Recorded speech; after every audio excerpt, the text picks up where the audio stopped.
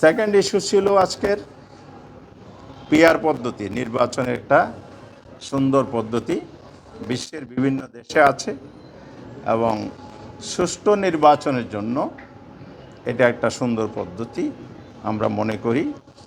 ঐক্যমত্য কমিশনেও আমরা এটা উঠিয়েছি, এটা আলোচনা চলমান।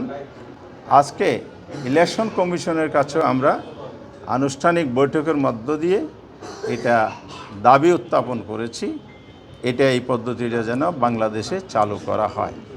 এই পদ্ধতি চালু হলে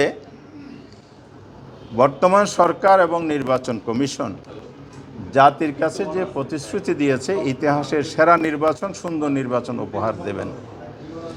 পরিবেশ যদি ইনশিওর করা না যায়, লেভেল প্লেয়িং ফিল্ড যেটা বলে, এটা যদি নিশ্চিত করা না যায়, নির্বাচন সুষ্ঠু, নিরপেক্ষ, গ্রহণযোগ্য হতে পারে না। অতীতের নির্বাচনগুলো তার প্রমাণ। এই জন্য আমরা বলেছি পিআর পদ্ধতির মধ্য দিয়ে কালো টাকা রহিত হবে, সন্ত্রাসী কার্যক্রম বন্ধ হবে, ম্যাক্সিমাম ভোটারদের ভোটের প্রতিফলন ঘটবে।